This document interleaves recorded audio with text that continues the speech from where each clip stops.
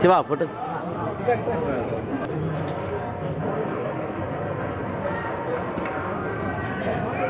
ఇదిగమ్మా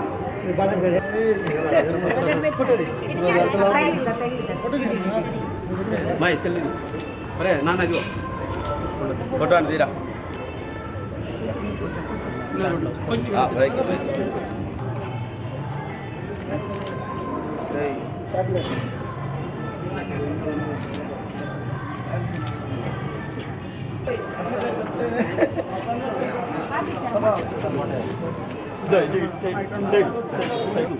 అలా last class ఉందా?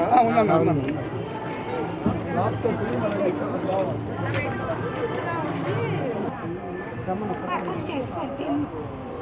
ఇప్పుడు ఆయన పింఛన్ వస్తుందిగా.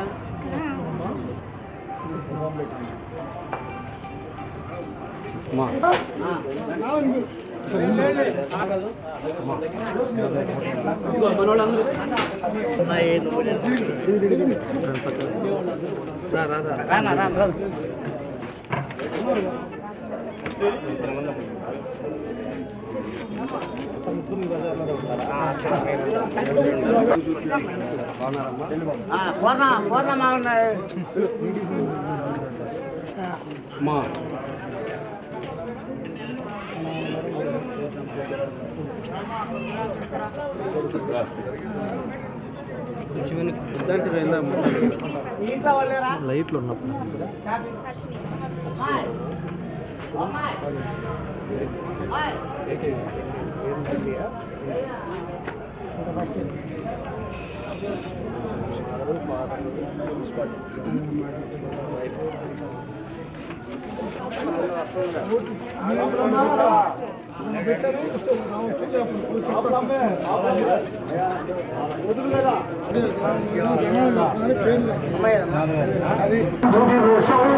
రారమ్మని పిలుస్తోంది తెలుగుదేశం నీలాకాశం నీ కదిశేషం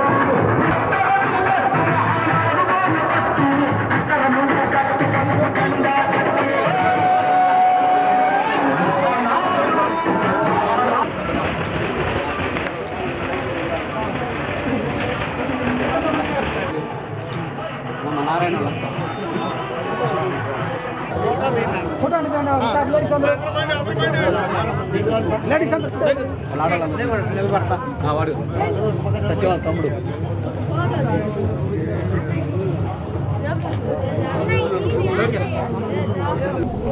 ఏదైతే మళ్ళా గ్యాప్ తర్వాత మళ్ళీ 2 రోజుల నుంచి మొదలుపెట్టాం.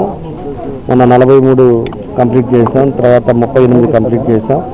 ఈరోజు 44లో ఈరోజు తిరుగుతూ ఉన్నాం. ఈరోజు ఒకటే మా ఉద్దేశం ఏంటి అంటే ఈ 5 సంవత్సరాలలో ఈ కాలనీస్కి ఏం చేశారు. ఈరోజు 5 సంవత్సరాలు రేపు 2 నెలల్లో నెక్స్ట్ మంత్ నోటిఫికేషన్ రాబోతా ఉంది. ఇక్కడ ఉండే ప్రజలకి ఏం చేశారు, వాళ్ళు ఏ విధంగా ఉన్నారో దాన్ని పలకరించడానికే ఈరోజు ఈ కార్యక్రమాలు పెట్టాం. కాబట్టి ఇంటింటికి వెళ్తున్నాం. ఇంటింటికి వెళ్ళి 14 నుంచి 19 లోపల మేము దగ్గర ఈ రోడ్లన్నీ కూడా సిమెంట్ రోడ్స్ కానీ, డ్రైన్స్ కానీ, డ్రింకింగ్ వాటర్ కానీ ఇవన్నీ కూడా ఆ టైంలో మన టైంలో మేము తీసుకొచ్చాం. ఈరోజు 2,20,00,000 దాకా ఈ డివిజన్కి మేము ఖర్చు పెట్టాం. అది కూడా ప్రజల్లోకి తెలియపరచడానికి, దానికి ఏ చేసామో అవన్నీ కూడా ప్రజల దృష్టికి తీసుకెళ్తా ప్రజల్లో ఇంటింటికి పోయి ఎలా ఉన్నారని పలకరించేదానికి ఈరోజు ఇది పెట్టాం.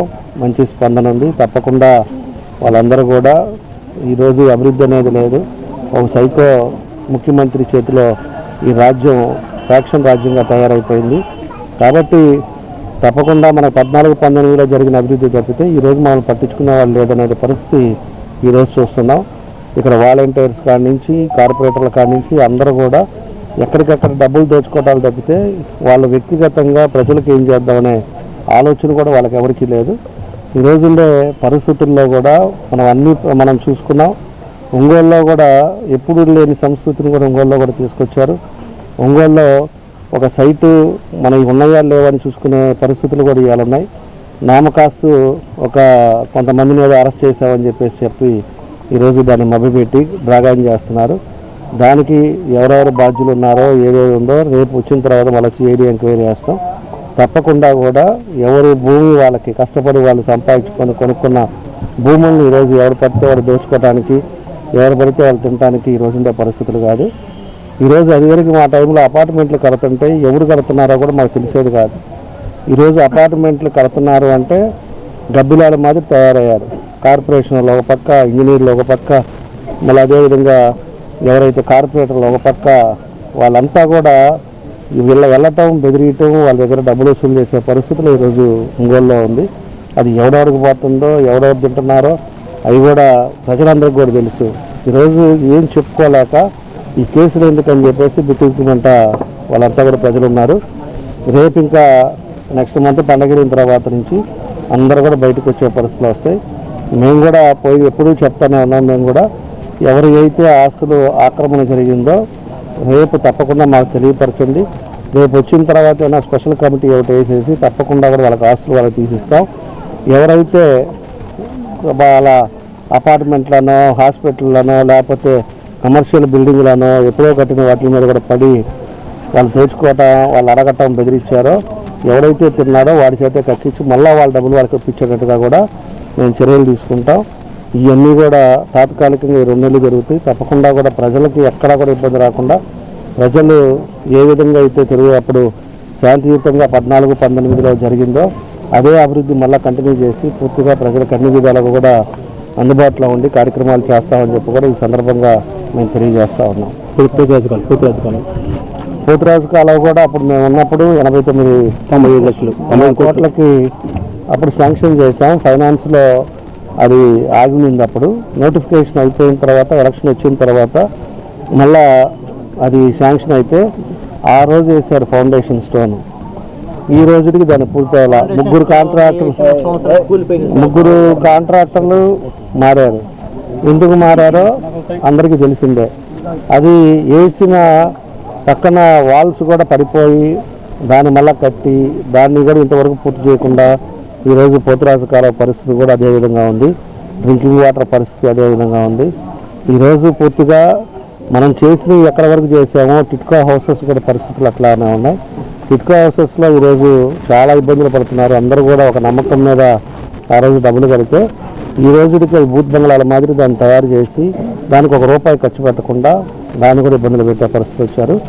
ఇవన్నీ కూడా స్టెప్ బై స్టెప్ ఒక్కోటి కంప్లీట్ చేసి ప్రజలకి అందుబాటులో తీసుకొచ్చే కార్యక్రమాలు కూడా రేపు తెలుగుదేశం అధికారంలోకి రాగానే చేస్తామని చెప్పి కూడా మేము తెలియజేస్తా ఉన్నాం. జిల్లాలో వైసీపీ ఇన్ఛార్జీలు మార్పు అదే నిన్న లోకేష్ గారు కూడా యోగాలంలో కూడా క్లియర్గా చెప్పారు. మన ఇంట్లో చెత్త తీసుకెళ్ళి పక్కింట్లో చెత్త పెడితే అది బంగారం అవుద్దా అని చెప్పి ఎంత క్లారిటీగా ఆయన చెప్పాడు. అదేవిధంగా ఈ నియోజకవర్గంలో పనికి రాకుండా ఈ నియోజకవర్గంలో దోచుకొని ప్రజలను ఇబ్బందులు పెట్టి ప్రజలను భయభ్రాంతులు చేసి ప్రజల్ని అక్రమంగా దోచుకొని వాళ్ళని ఈరోజు ఈ నియోజకవర్గంలో పనికిరాని తీసుకెళ్ళి పక్క నియోజకవర్గంలో పెట్టడం వల్ల అది బంగారం అవుతుందా? వాళ్ళు అది జగన్మోహన్ రెడ్డి పిచ్చి ఆలోచనలు, పిచ్చి కథ. ఇదేంటంటే ఆయన ఫ్యాక్షన్ నుంచి వచ్చాడు కాబట్టి ఎక్కడికి పోయినా ఏదైనా చెల్లుద్దులే అనుకుంటున్నాడు. కానీ ప్రజలైతే ఇవాళ క్లారిటీగా ఉన్నారు. వీళ్ళు ఒక్కో దగ్గర చేసిన అక్రమాలు కూడా ఈరోజు పూర్తిగా ప్రజలకు కూడా అర్థమైపోయింది. కాబట్టి వాళ్ళు ఎక్కడ పోయి పెట్టుకున్నా ఏం చేసినా ఎవరికి కూడా డిపాజిట్లు వచ్చే పరిస్థితులు కూడా కనపడదు. తప్పకుండా వాళ్ళు చేసిన పాపాలు వాళ్ళని చుట్టుకునే పరిస్థితి వస్తాయని చెప్పి కూడా నేను తెలియజేస్తా ఉన్నా.